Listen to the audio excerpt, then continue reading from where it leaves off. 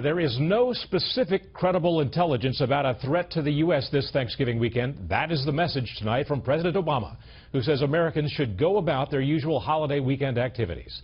This, as his administration turns its focus to climate change and even touts it as a bigger threat than ISIS. Chief Washington correspondent James Rosen leads off tonight from the White House. Pardoning a 42-pound turkey named Abe, President Obama said we live in challenging times.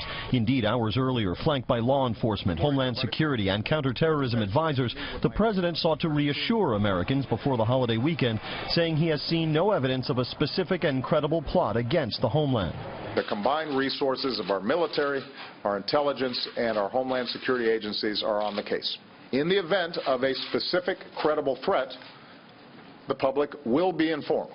The commander-in-chief also vowed to continue going after ISIS, quote, where it lives, even as the terrorist group claimed responsibility for a mass casualty suicide bombing in Tunisia on Tuesday, another apparent demonstration of geographic reach by a group Mr. Obama declared contained in Syria and Iraq. Unfortunately, our president is not a particularly effective leader in helping us through this.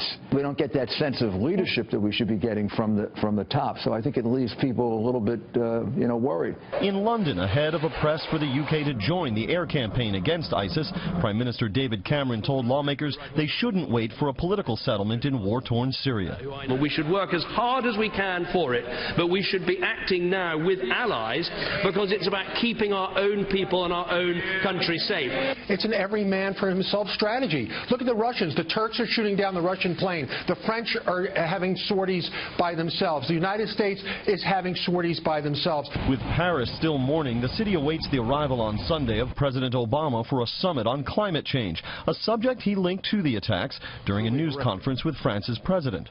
What a powerful rebuke to the terrorists it will be when the world stands as one and shows that we will not be deterred from building a better future for our children. Other U.S. officials have argued even more explicitly that climate change poses as urgent a threat as ISIS does.